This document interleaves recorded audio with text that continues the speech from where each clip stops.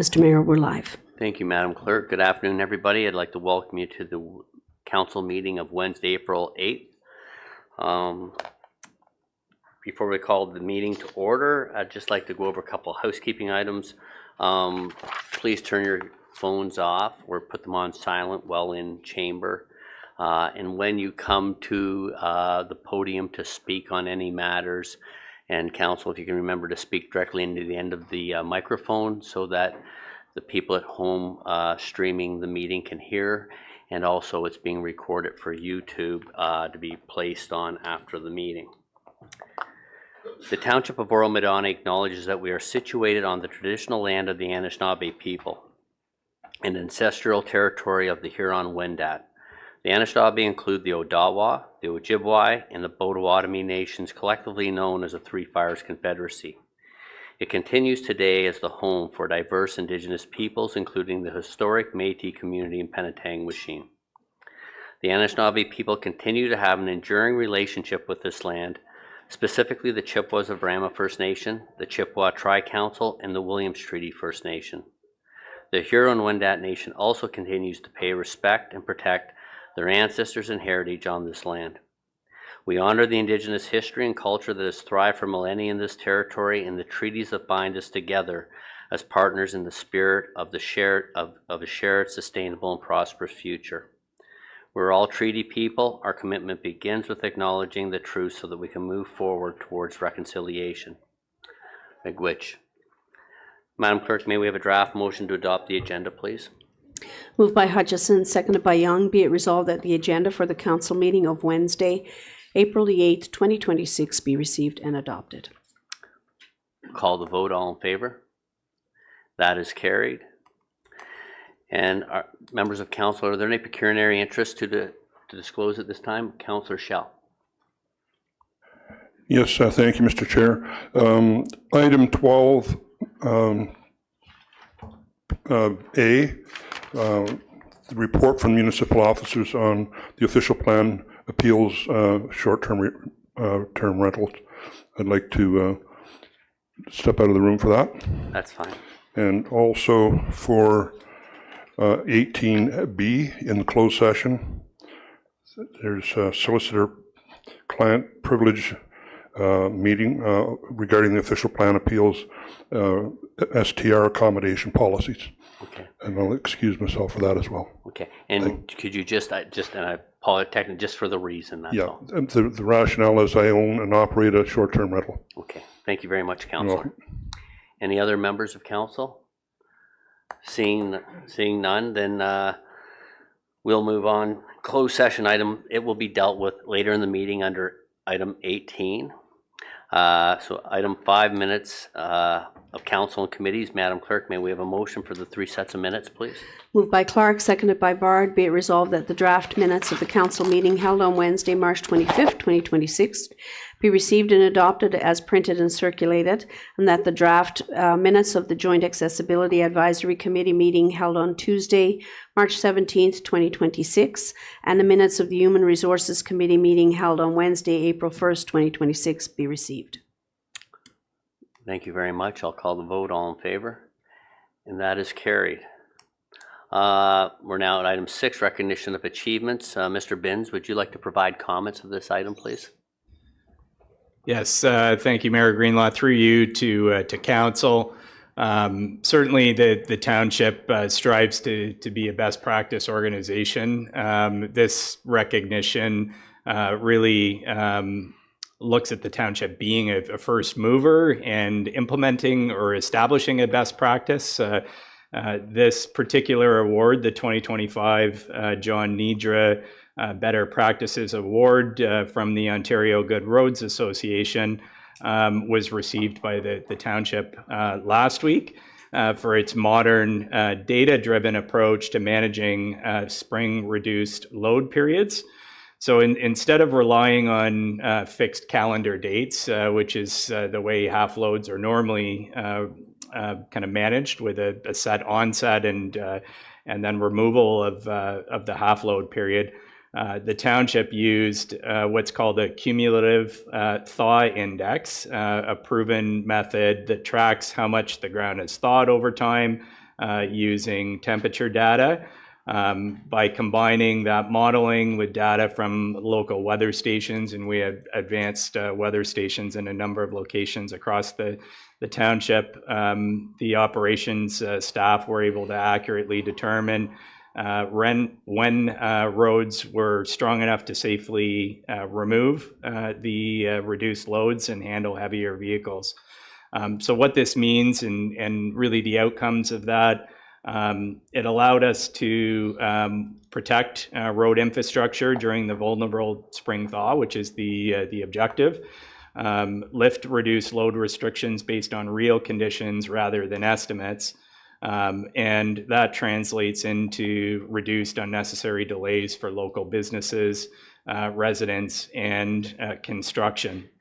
And also allowing us to implement smarter decision-making at no additional cost to taxpayers. So not only was this implemented by the township, that best practice was adopted by the county and adopted across the county using that data-driven approach that was spearheaded by Ms. Garcia and the team in operations. So last week, Ms. Garcia, who's also the past president of the Association of Ontario Road Supervisors, and Mr. Goss, who is with us today, accepted that award on the township's behalf. So just a really great example, I think, of the best practice, the multiple best practices that are being implemented in operations and across the organizations. And congratulations to Carla and Brendan for their leadership on this.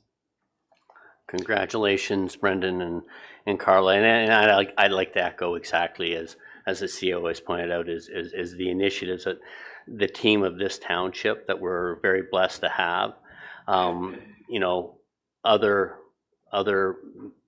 counties and municipalities are adopting them. So it shows just how great of a team we have, and we're very fortunate. And I want to congratulate also Carla on finishing her term as president of AORs, as the first female president, and it's their loss. But the great thing is, you know, as I said in a light-hearted way, that's more time you can spend here with us, Carla, which, you know, we'll just, you know, put that into your performance review potentially.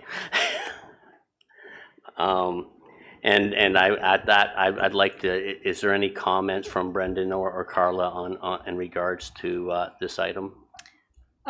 Your Worship, thank you for the acknowledgement for the work that we've done as an operations team. For those of you who've gotten to know me, know that very data-driven approach to all of our operations and making sure that we're looking at it from a systematic approach. It's great that our team has been recognized in this implementation from not just Oro-Medonte, but county-wide, as we've been able to coordinate with a lot of the surrounding municipalities in order to be able to increase the development and construction, and as well as the transfer of goods throughout the township.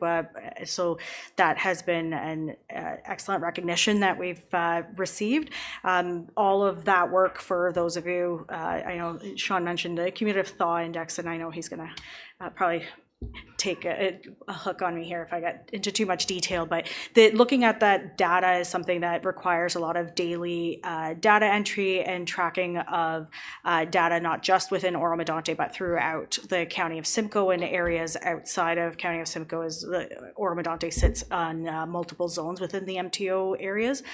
So that's why we've recognized Brendan Goss, who's doing daily data intake into this process and making sure that we have accurate data. So we're making the decisions, 10 to 15 days out, and we're able to amplify those decisions and communicate and coordinate with our surrounding municipalities. You'll also see throughout the township that our signage was changed as well, so that instead of having the fixed date signs, you'll see those flip down signs that we worked with designing, as well as with the county, so that we're able to also apply this at a more localized level, so that if if we have areas that do require us to have the reduced loads to be maintained, and we're able to protect that infrastructure as well without having it be fully across the board of the township. So it's something that we're very proud of, that we were able to not only implement here, but be able to influence throughout the county, and we're very proud to have received this award. There you have it. There's the Cole's notes from the Encyclopedia Carla. Brandon, do you have any comments you'd like to share at this time? I'd just like to thank Carla for including me in the process and teaching and training on how we do this. Thank you very much. You guys have a great team, and what you've produced shows in spades. So thank you very much. Okay, is there any other comments from members of council at this time? Then we'll move on to public meetings. There are none at this today. There's no deputations. Is there any items on the agenda that need to be moved up for anyone who's not sticking around for the rest of the meeting? Seeing none, open forum. Madam Clerk, do we have anybody registered to speak during open forum? No, Mr. Mayor, we do not. Okay, is there anyone in the gallery that would like to speak on any items on the agenda? Seeing none, we'll now move on to reports of municipal officers for action. May we have a draft motion, Madam Clerk, for 11A? Moved by Bard, seconded by Shell. Be it resolved that FES 2026-02, Rory Payment, Director Fire and Emergency Services / Fire Chief, re-emergency plan be received and adopted. That draft bylaw 2026-033, being a bylaw to adopt an emergency management program and to meet with requirements under the Emergency Management and Civil Protection Act, and to repeal bylaw numbers 2012-217 and 2022-104 be brought forward for council's consideration. Okay, thank you very much, Madam Clerk. Chief Payment, I want to take this time to thank you for the report.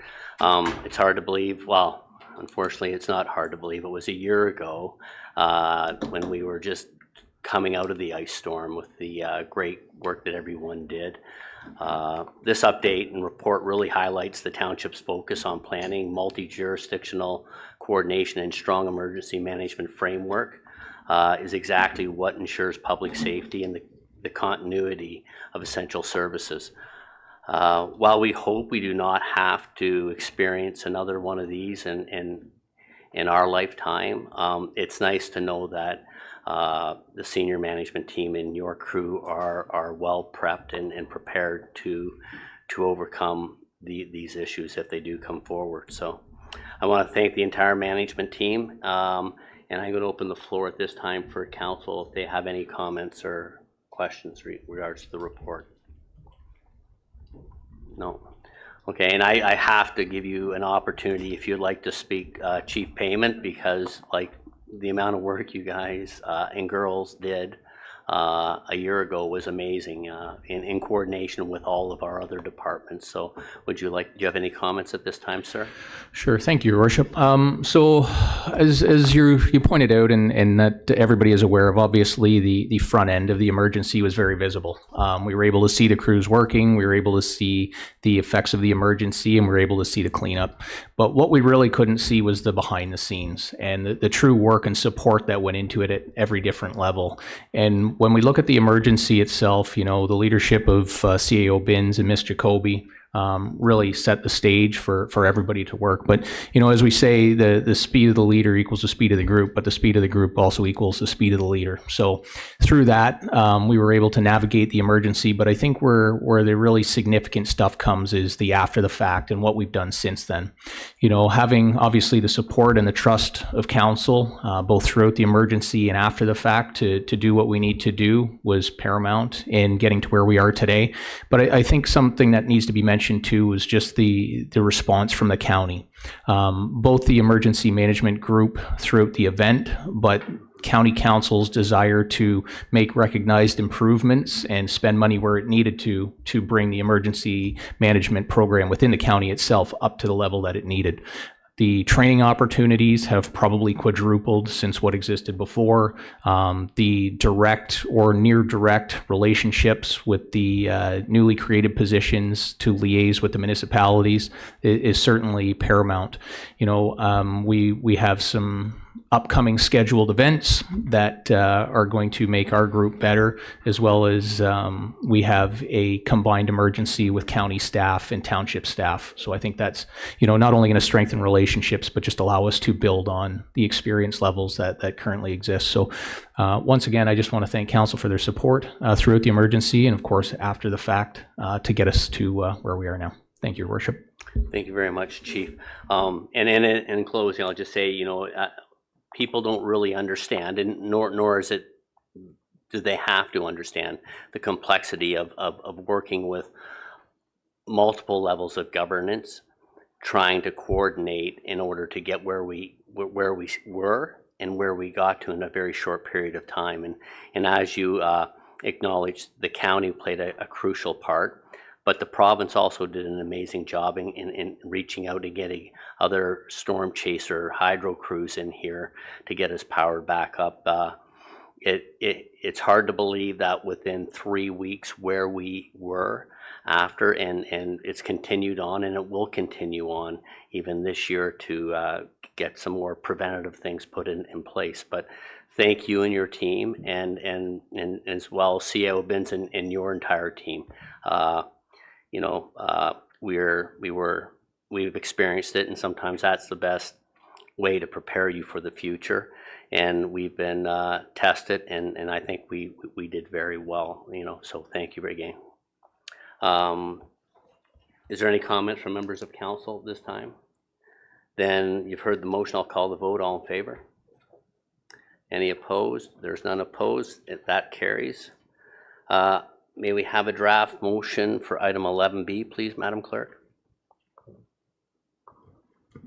Moved by Lavoie, seconded by Clark. Be it resolved that DS 2026-047, George Vadabancourt, Manager Special Projects, Planning, Reed Township comments, proposed City of Barrie official plan amendment for annexed lands to be received and adopted. That staff be directed to forward the comments outlined in DS 2026-047 to the City of Barrie in response to the city's proposed official plan amendment for the annexed lands. Mr. Van McCourt, would you like to speak to this item, please? Thank you, Worship. Good afternoon, members of council. On March 25th, the township received formal notice from the City of Barrie that it has scheduled public meeting to receive comments on an official plan amendment to incorporate annexed lands from the township of Oro-Medonte and the township of Springwater into its official plan. The open house is being held today, and the public meeting is scheduled for Wednesday, April 15th at Barrie City Hall. On April 1st, staff tabled an information report with Development Services Committee outlining the details of the proposed official plan amendment. Since then, staff have reviewed the proposed land uses for the annexed lands and are making 3 recommendations for council's consideration to submit to the City of Barrie. Slide 1, please.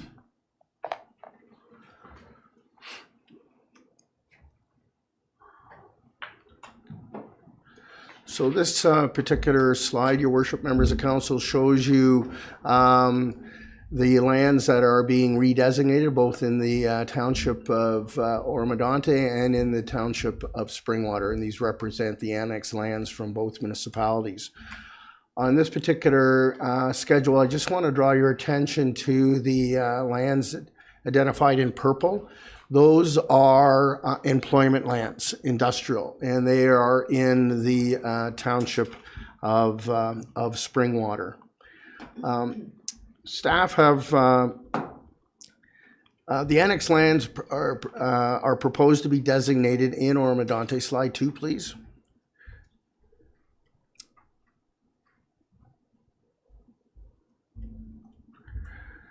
Proposed to be designated commercial district.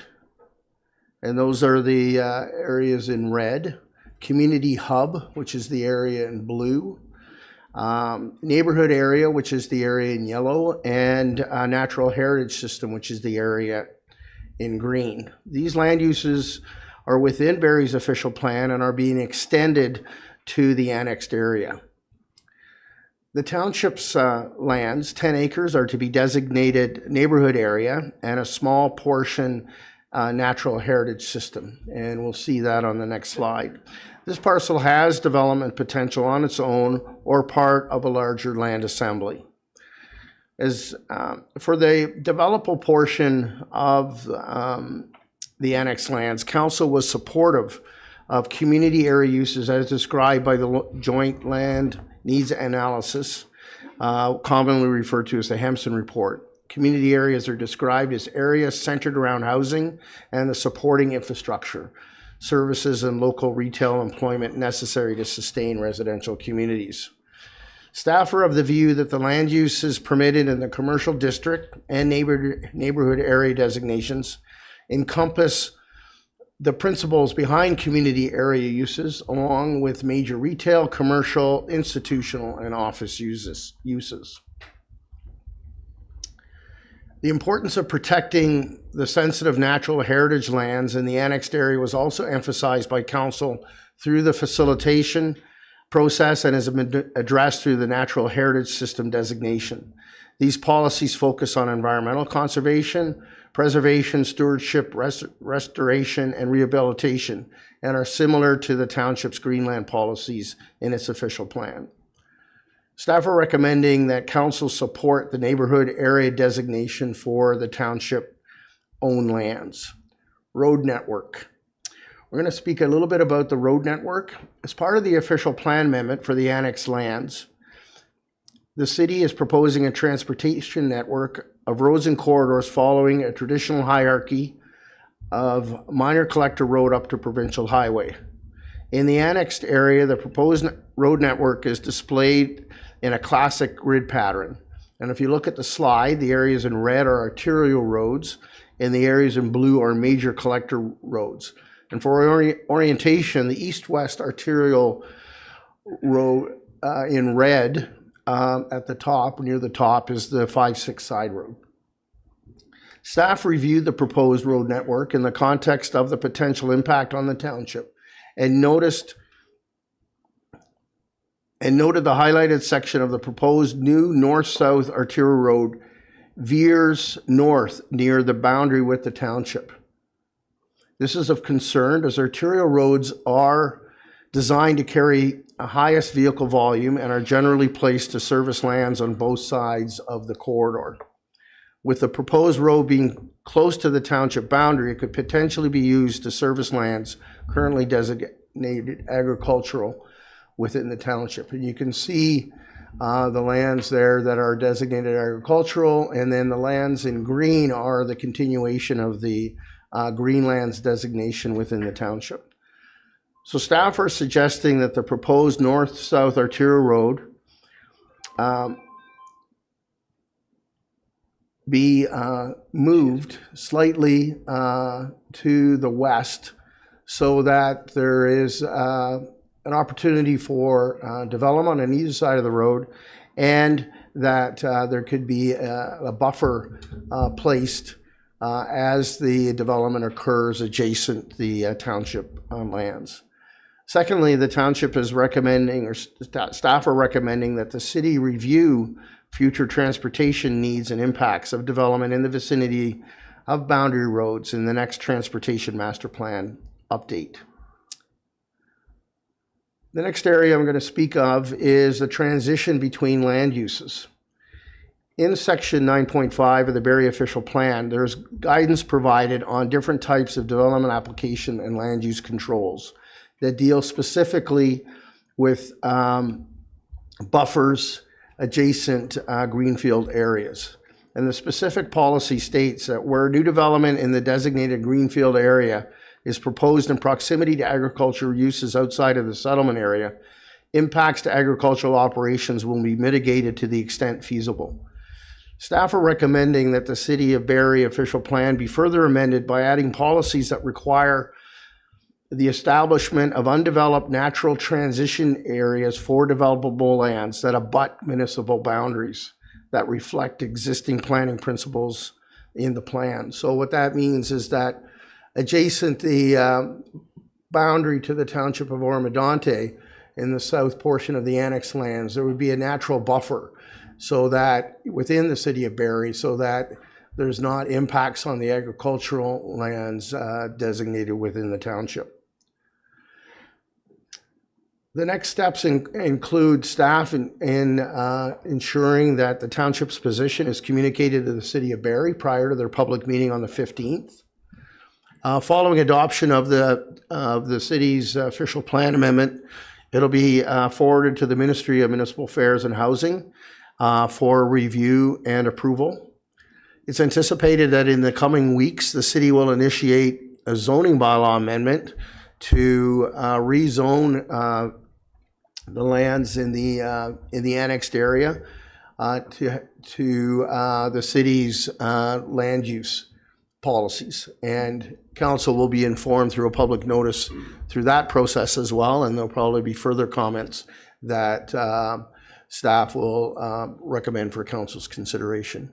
Your worship, that concludes my presentation. I'm happy to take any questions that council may have. Thank you. Thank you very much, Mr. Van Boncourt. Council members, I'll now open the floor for questions. Councillor Schell.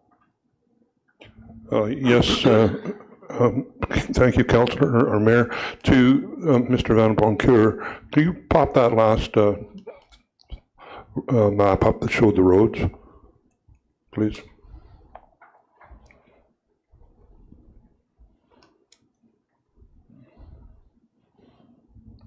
Yes, that arterial road that they've marked in there in red, it looks like it's coming out at the corner of Blake and Penetanguishene Road. Is that correct?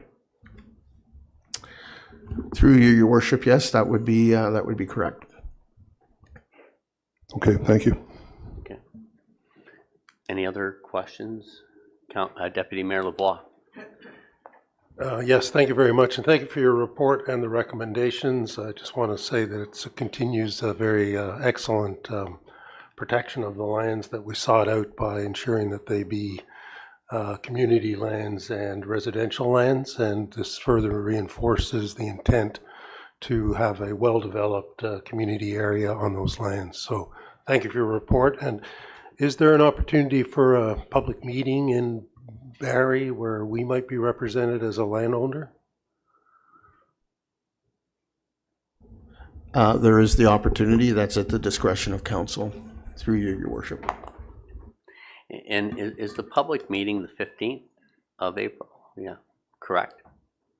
The public meeting in Barrie is on April 15th? Yes, your worship, it is on the 15th. And Mr. Van Boncourt, could you just help me understand, because I know there was some suggestions, what would the buffer to the Oro-Medonte agricultural land that we're, from the arterial road that we're looking to have? So the buffer, your worship, could be in the range of 20 meters. It hasn't been defined yet in terms of what the buffer should be, but the point is that the backyards of residential properties should not abut immediately to agricultural lands. There should be some natural buffer there, and as I said, the width of that buffer hasn't been finalized. And I know that they're changing the Planning Act, but what would be the standard distance of that buffer? Is there a standard that you're aware of? Your worship, I'm not aware of a standard. I've seen buffers deployed in various situations that vary in width depending on the abutting land uses. So it's something that will have to be considered through the development of those lands. Okay, thank you very much. Council members, is there any other questions regarding to this matter? Seeing none, then I'll call the vote. All in favor? And that is carried. Madam Clerk, may we have a draft motion for item 11C, please? Moved by Shell, seconded by Hutchison, be it resolved that CS 2026-04, Jeanette Teeter, Deputy Clerk, RE 2026, Oro-Medonte Citizen, and Ontario Senior of the Year awards be received and adopted. That Marg Patterson be awarded as the recipient of the 2026 Oro-Medonte Citizen of the Year Award, as voted by the Citizen Senior of the Year Award Advisory Group. And that Paul Crooks be awarded as the recipient of the 2026 Ontario Senior of the Year, as voted by the Citizens Senior of the Year Advisory Group. That staff proceed accordingly to arrange the 2 award recognition ceremonies, and that the recipients be notified of Council's decision under the Mayor's signature. Thank you very much, Madam Clerk. Council, I'll open the floor for any discussion or comments on this. Councillor Young. Yeah, thank you, Mayor. I just want to know what the backgrounds of these 2 recipients are. I don't know the names of these people, but will we be advised at some point what their backgrounds are or what they've been involved in the community? It's not a criticism. I just like to know that, why. Madam Clerk. I will refer that to Ms. Teeter, but the advisory committee has been appointed to vet all of the nominations, and they would have that the nomination presentation that was made. Yeah, And I apologize. Yeah, and the process is the same as that we've had, and we are looking to change the process, but we will acknowledge that. I will get the communication for you that what was submitted, and it will be acknowledged with all the hard work they've done over the years in the township at when the presentations are made in chamber. Can I follow up with that? Sure. Yeah, I'm not disputing the process or how they're vetted, but just who are these people and what their backgrounds are. I'm not criticizing the choice of the people. I just know nothing about these people. I'm not aware of their backgrounds or their names in the community. I think we've been informed before after the choice. I can't recall, but we knew something about those that were selected. Again, I'm not criticizing the process or anything like that. So. No, I will. There is, and you may have missed it, but if you go to the not for public folder, it's in there, and you can review, and that's where would be the best place to find it. Okay. Thanks. Madam And Clerk. Mr. Mayor, I'm not sure if Deputy Clerk Teeter has anything that she may wish to add. Yeah, sure. Ms. Teeter. Thank you, Mr. Mayor and members of council. No, I've got nothing further to add. The nomination packages are available for council's review. Okay. Thank you. So we'll do we have an idea, Ms. Teeter, when we'll be having that presentation in the chamber? Do we know approximately when that would take place this summer? Thank you, Mr. Mayor and members of council. The the ceremonies are normally held the last meeting of June before summer recess. So that would be Wednesday, June 24. And then during the Oro World's Fair, that's in September. Yeah, okay, perfect. Thank you very much. Well, I want to echo the congratulations to Mrs. Patterson and Mr. Crooks and all the great contributions you've made to this township over the years, and we look forward to seeing you in chamber in June. Okay, so we've heard the motion. I'll call the vote. All in favor? That is carried. Now we will move on to item 12A, reports of municipal officers for information only. Mr. Spagnell, would you like to provide summary comments to this item, please? Oh, sorry.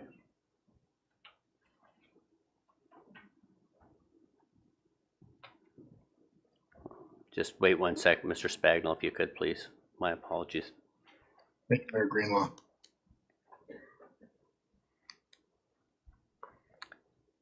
Okay, Mr. Spagnell, you can continue when ready, please. Thank you, Mayor Greenlaw. The item on council's agenda today is with respect to the Ontario Land Tribunal hearing of the merits that occurred on February 12th, 2026. The Ontario Land Tribunal has issued a decision with regards to the official plan policies related to short-term rental accommodation. It's really a monumental decision from the perspective of the township in that the decision establishes an official plan policy framework with respect to short-term rental accommodations. The policies are now in full effect as a result of the decision by the tribunal and have the effect to require property owners to rezone their properties to permit short-term rentals that advertise as a recognition of a commercial threshold in those properties moving towards a commercial threshold versus what would be considered as normal residential uses. Staff will be preparing an update report. As council will recall, there was a number of processes that the township was going to undertake with respect to revisions to its STRA licensing bylaw and also taking a look at a zoning framework as well. So staff will be preparing a report, and that will be available to council in the upcoming weeks to provide an update and a status to those processes. I'm available and happy to answer any questions. Thank you. Thank you very much, Mr. Spagnell. Any questions of members of council at this time? No. Seeing none, then we will move on. Thank you very much for your comments, Mr. Spagnell, and good luck with your son's hockey tournament this weekend. Thank you, sir. Okay, so now we're on to item 12B.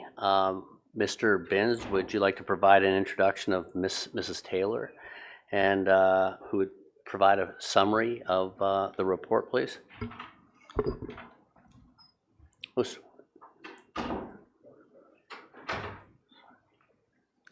Thank you, Mayor Greenlaw. First off, I'd like to introduce Ms. Ayla Taylor. Ayla has joined the township as Corporate Customer Service and System Implementation Supervisor. We need to find an acronym for that. That's a long one.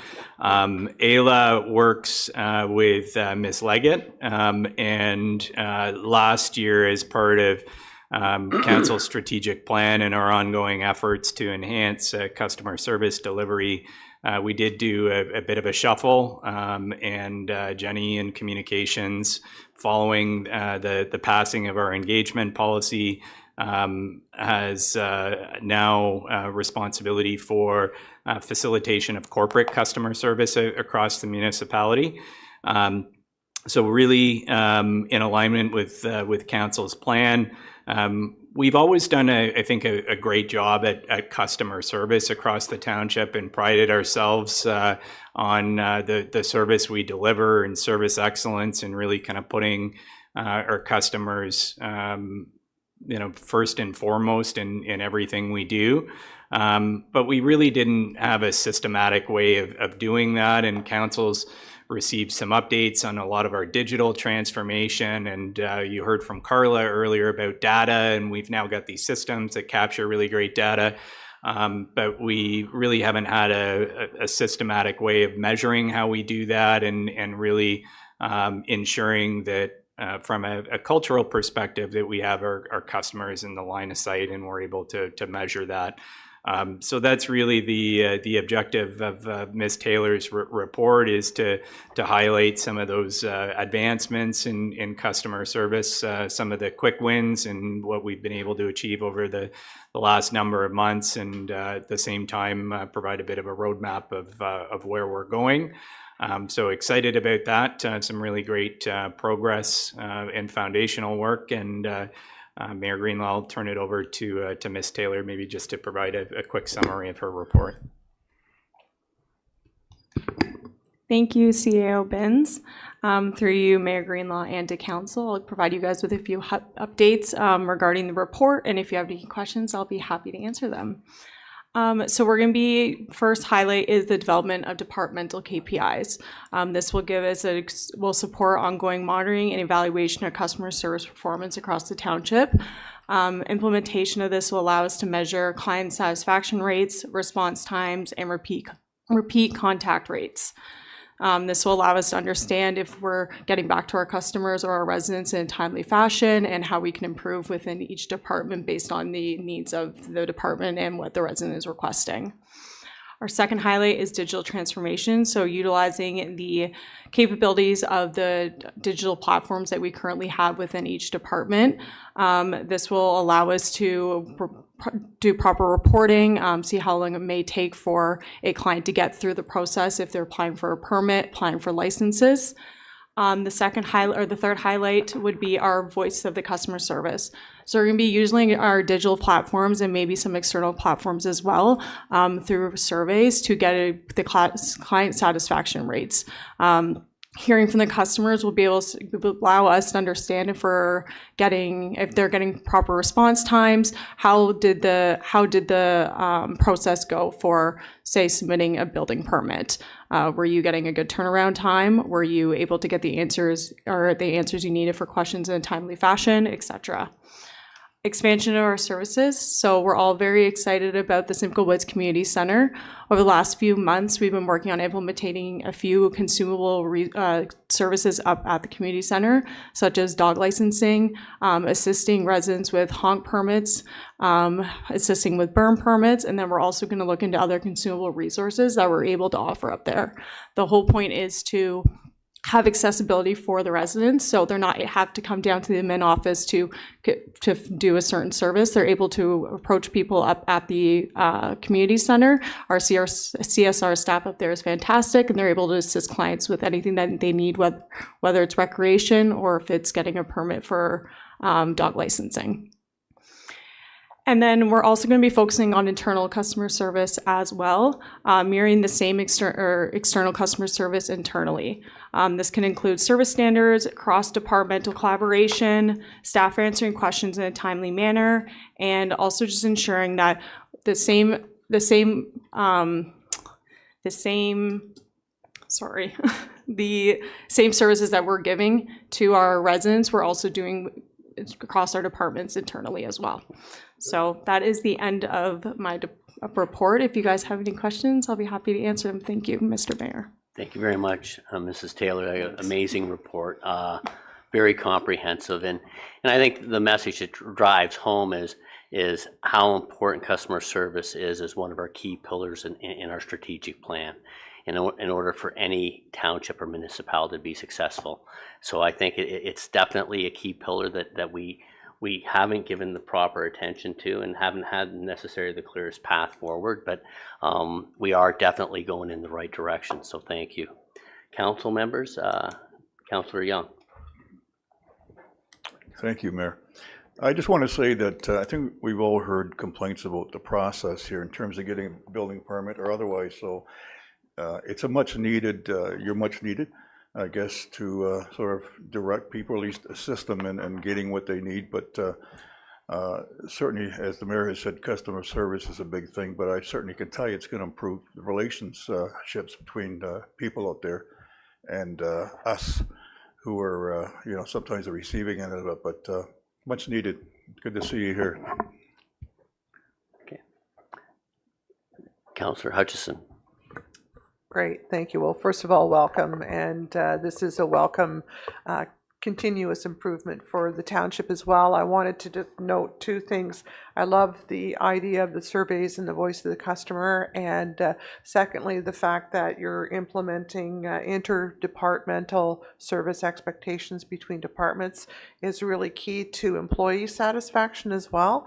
And as that expectation rises, it translates to customer service as well. So I'm really pleased to see that. Well done. Thank you. Deputy Mayor Lavoie. Yes, and thank you very much. Very much appreciated this move forward. Seeing the sort of bringing together of all of the platforms that we have is important, and I know how difficult it can be with integrated software systems to get them to talk to one another, let alone to people. So this is extremely important, and I look forward to it as a very encouraging engagement and continuous improvement program, as I indicated in my email earlier. It did occur to me, though, during the presentation that one other customer that we have who is speaking rather loudly at the moment with their ongoing changes is the province of Ontario. And I'm wondering if we might identify those KPI that align and the province is using that terminology as well with their objectives. So things like building permit turnarounds or time to completed permit and that sort of thing. Not saying it's necessarily part of one of our key objectives at the moment, but it would help this township be able to show how it is aligning its efforts to align the municipality with the province's objectives, because I think that'll become a very clear and important aspect for us to be able to demonstrate to the province when we're seeking their assistance, that we can say that we're providing our assistance. So thank you very much, and like the other members of council, I'm very glad you're on board. CAO Benz. Thank you, Mayor Greenlaw. If I could just maybe piggyback off Deputy Mayor Lavoie's comments. I think the comments are definitely well received. The objective here was really to highlight the customer service metrics. There's certainly operational metrics that form part of this too, in terms of departmental performance, whether it's turnaround time to legislative requirements. You heard from the chief and some of the legislative requirements for fire and emergency services. The same thing exists for operations and compliance with provincial minimum maintenance standards. So as we continue to collect the data, that's kind of a natural evolution to those departmental KPIs that certainly we want to make sure align with council's strategic plan and those external stakeholders as well for reporting, and to be able to, we talked about best practice too, to then benchmark against other organizations to see our overall performance. So points well taken. Perfect. Councillor Schell. Yes, thank you, Mayor Greenlaw. Through you to staff, one of the challenges I think the public are having out there is communicating with staff in-house, because a lot of the forms that are being requested to be filled out online, there are people out there that are having difficulty with that. There are people out there that don't have access to internet very well. So I don't know how you can phase that in or continue where they can call in and get someone in the office to help them walk through it. That would be very helpful for quite a few people out there. And I don't know if you want to speak to this, Mr. Benz, or not, but I know staff, the planning department especially, is very receptive that, people that are having challenges are understanding how to fill the forms out, that they're welcome to come in and they will walk them through it and work with them. So I know it is, we're all, because when you're building something, it's not that it's something you do every day, the builders do. And so it's very intimidating to something that's new, right? So, but Mr. Benz?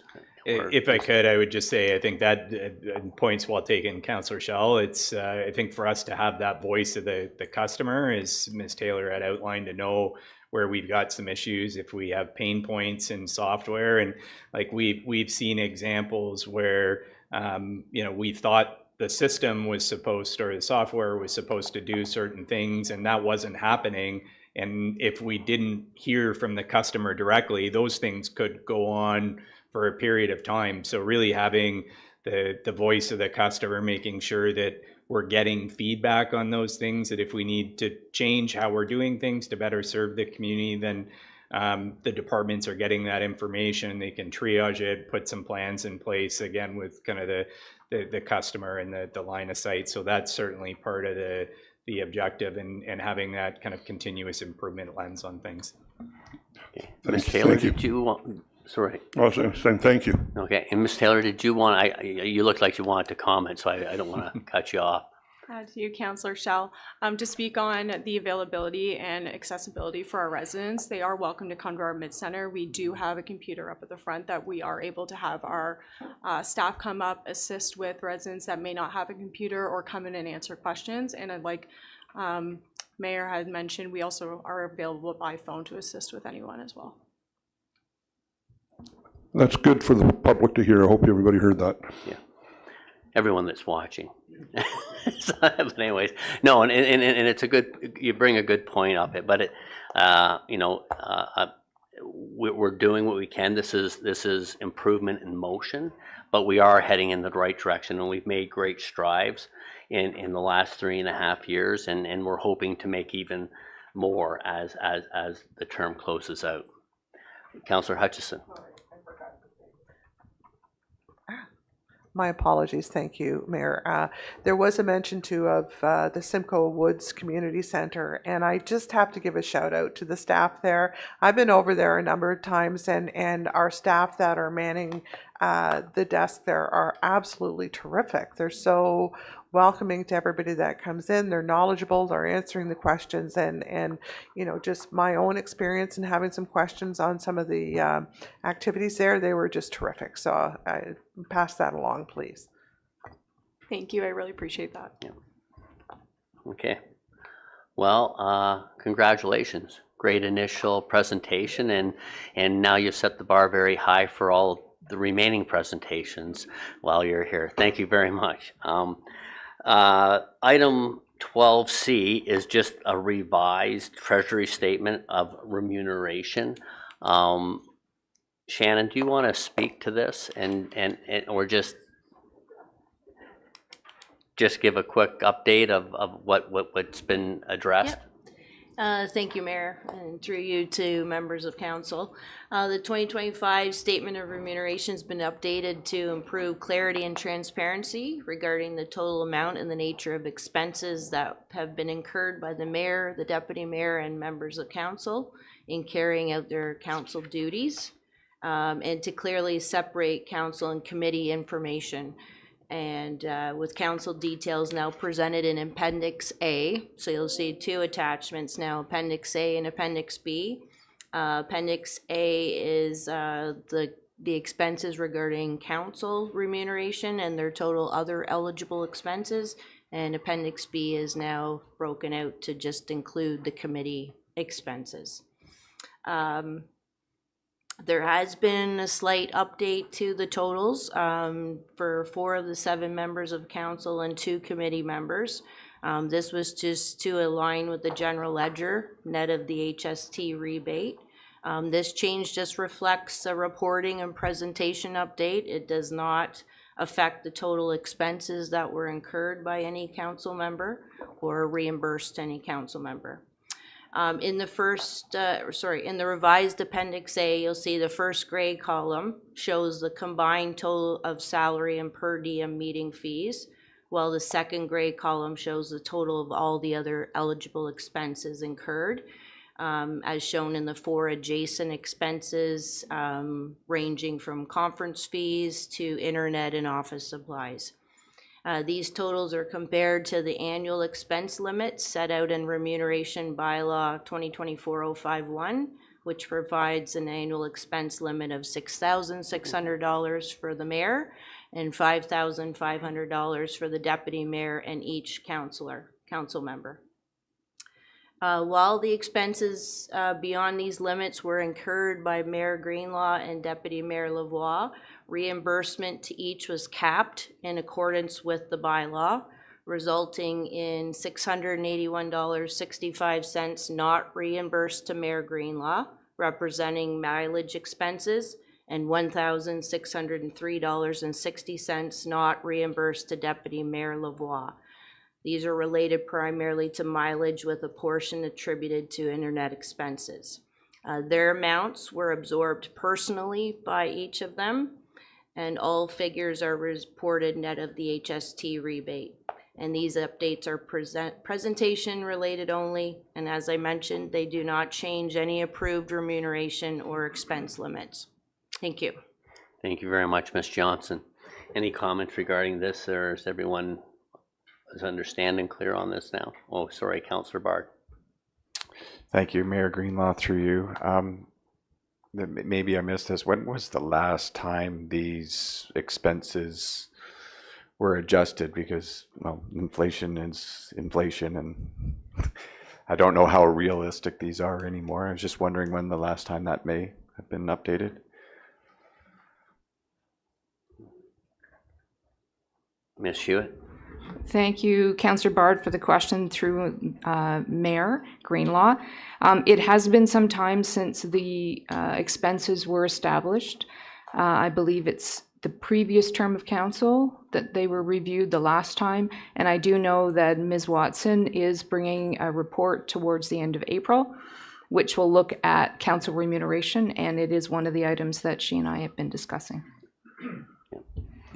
Thank you very much, Ms. Hewitt. Yeah, so as it's done as a previous council, so we would set the remuneration parameters from staff feedback and recommendations before the end of this term for the next elected council.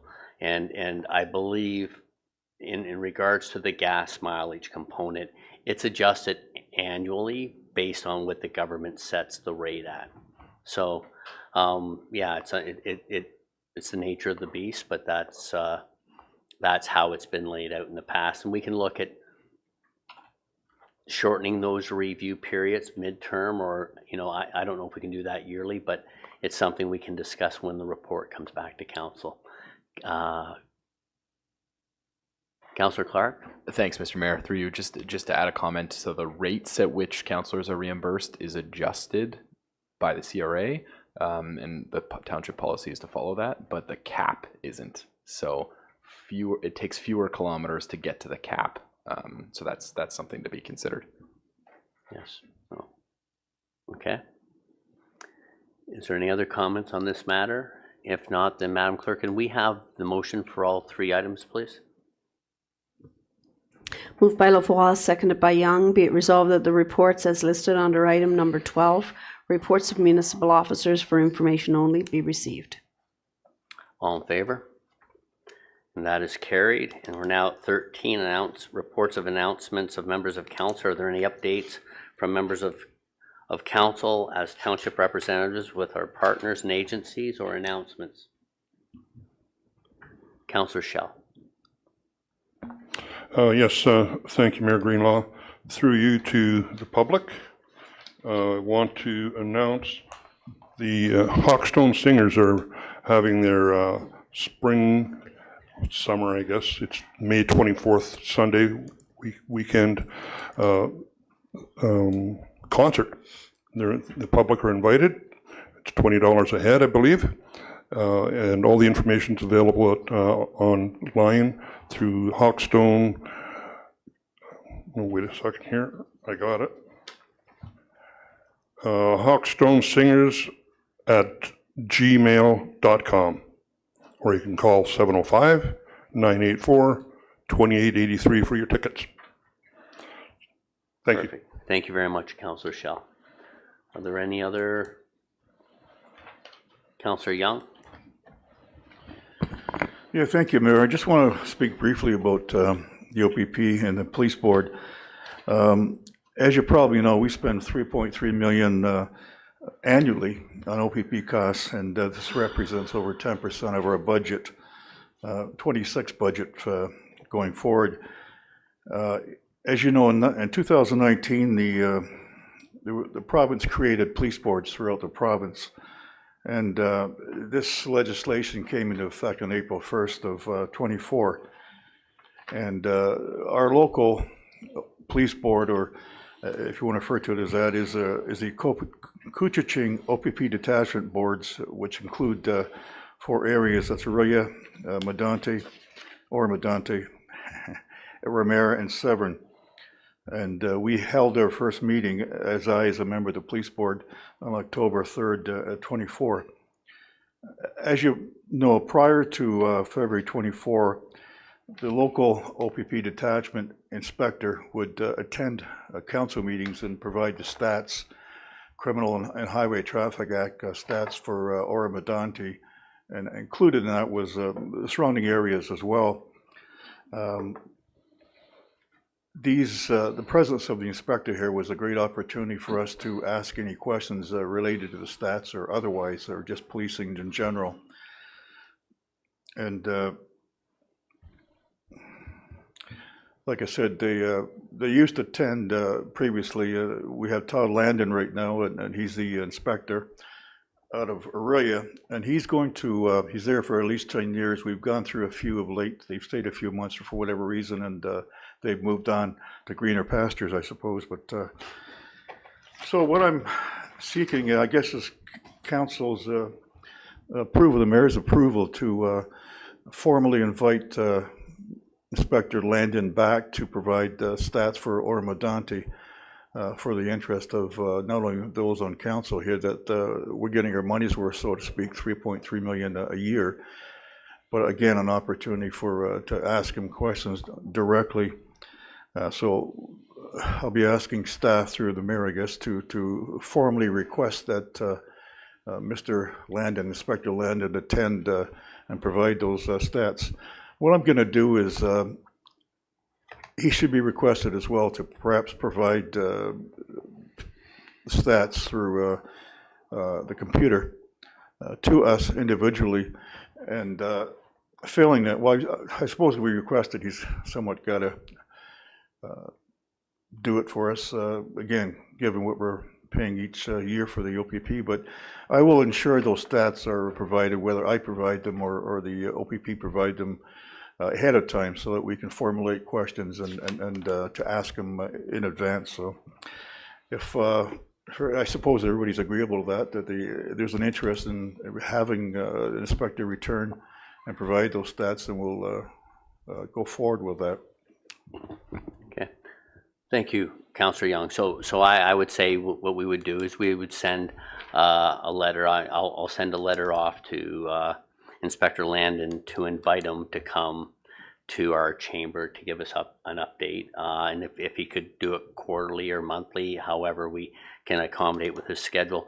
The other thing I'm just would also suggest that while you sit on the board of the OPP, if this is a common theme within all the municipalities that are a part of that board, that from the board's position, it also gets suggested. So it's a push-pull component that hopefully will have more traction in getting a more wholesome reporting system to all of us would be fantastic. Okay. Yeah, I'll raise that issue next board, but I can assure you there are representatives from other councillors and deputy mayor from other regions that the OPP patrol out here that are as interested in having those stats for themselves. So they're very much aware of that, and no doubt they will be requesting the same from the OPP. Which I think it's great. So the board collectively, they're the voice of multiple municipalities. I think that would be the best way from you as a board member, and then we will also send out an invite welcoming him here to report as well if he has time. Mr. Mayor, we do have a motion that I can read. Okay. With respect to Councillor Young's verbal matters report that he put forward. Perfect. So we'll deal with that when we deal with and we'll just take any other comment from committees at this time. Is that okay? Okay, so Councillor Hutchison. Thank you, Mayor Greenlaw. Through you, just a couple of things. I wanted to let the public know that the Traffic Safety Committee will be having a meeting on 30th of April. It's been a while since we've met, but there's a number of topics now that we're going to discuss. So I'm pleased to see that we'll be getting together and doing that on the 30th of April. I also just wanted to mention locally in the Ward 1 area, the HQ restaurant that sits in Craighurst right now is going to be relocating temporarily to the old clubhouse on Highland Drive. And it will include the restaurant and a golf simulator. So it's kind of a neat thing happening in the Horseshoe Valley community, and we're looking forward to that. So thank you. Thank you very much, Councillor. Councillor Young? Yeah, thank you, Mayor. Just while I have the podium, so to speak, here, that I just want to mention that a citizen up in Moonstone has asked that a study be done. I've spoken to roads here, community services, that as you know, and as we know, there's no sidewalks up there. And for people to get around, they've got to walk on the road. And there's always been issues of speed out there, speeding.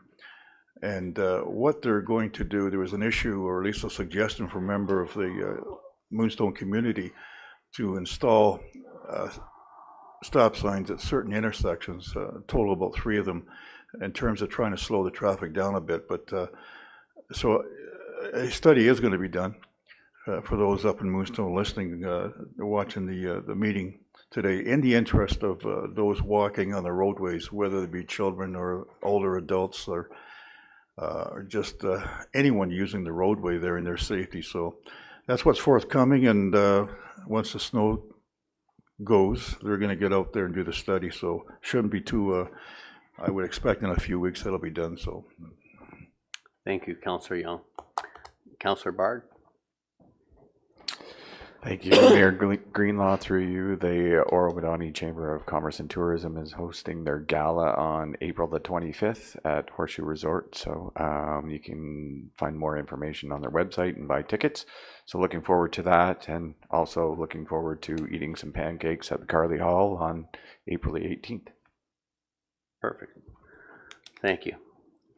There's no other reports. Then, Madam Clerk, could we have the motion for Councillor Young?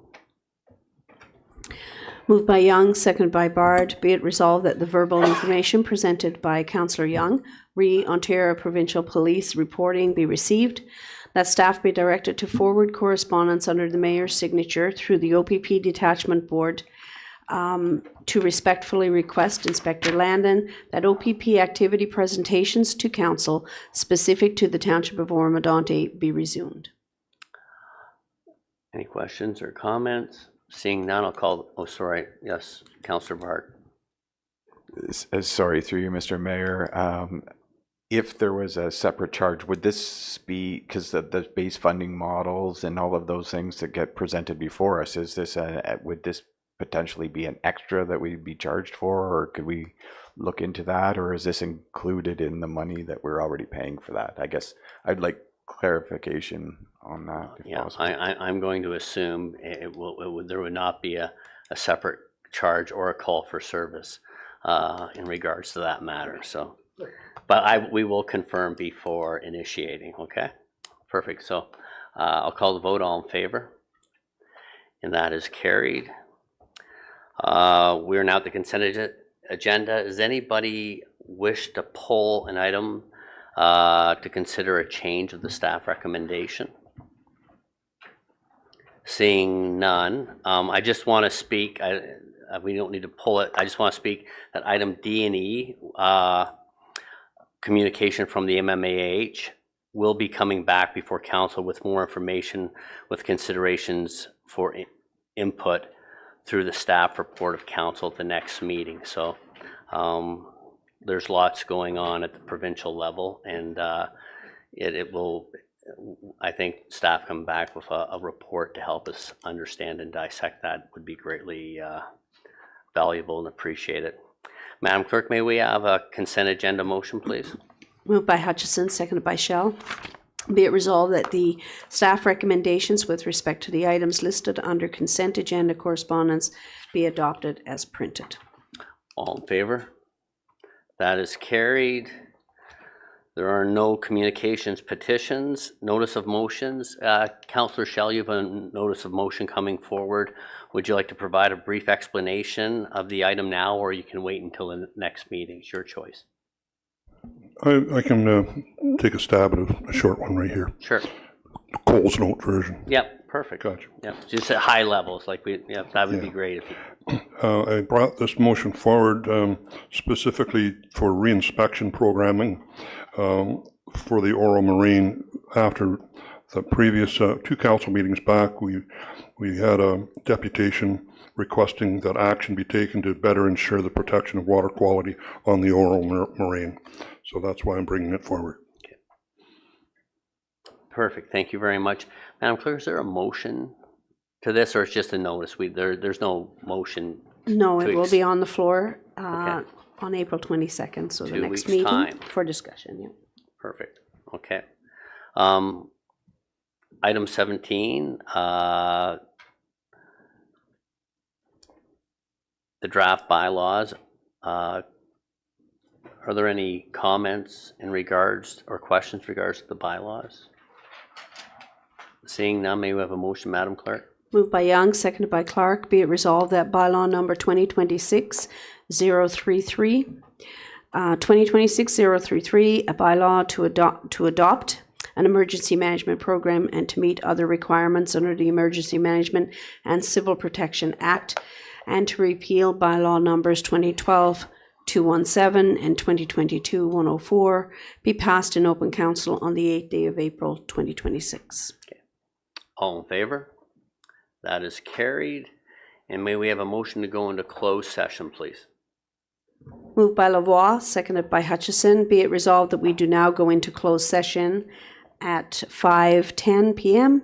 to discuss solicitor-client privilege, official plan, appeals, short-term rentals, STR accommodation policies, labor relations, employee negotiations, CAO performance management. All in favor? That is carried. So thank you very much. We'll log out, go into closed, and be back shortly.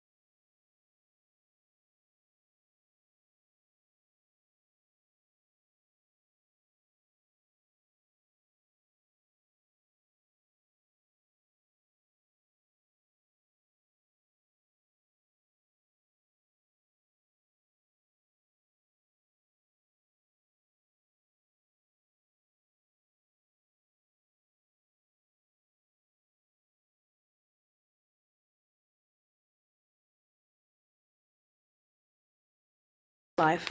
Thank you very much, Madam Clerk. Welcome back. May we have a motion to rise and report out from close, please? Moved by Young, seconded by Clark. Be it resolved that we do now rise at 6:19 p.m. and report on the closed session items 18B. Brent Spagnell, Director of Development Services, Solicitor Client Privilege, Official Plan Appeals, Short-Term Rentals, Accommodation Policies, and Human Resources Committee, Labor Relations, Employee Negotiations, CAO Performance Management.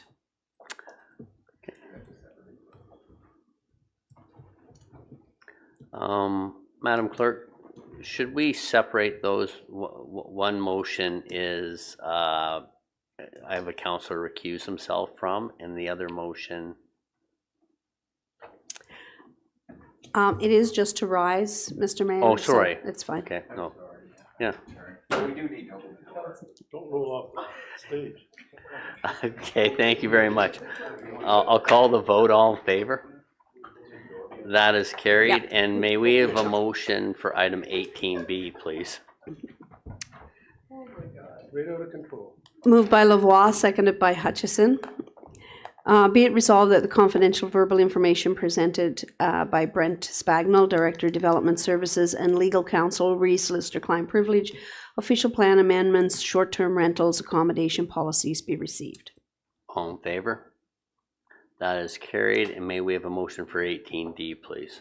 Moved by Hutchison, seconded by Lavoie. Be it resolved that the confidential correspondence dated April 1st, 2026, and presented by Human Resources Committee, Labor Relations, Employee Negotiations, CAO Performance Management, be received, adopted, and actioned as outlined, and that the Director of People and Culture bring forward a revised HR 4.09 performance review policy to formalize the CAO performance management system for council's consideration.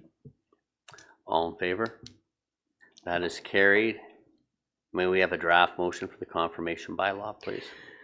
Moved by Shell, seconded by Young. Be it resolved that bylaw number 2026-043, being a bylaw to confirm the proceedings of the council meeting held on Wednesday, April 8, 2026, be passed in open council on the 8th day of April 2026. All in favor?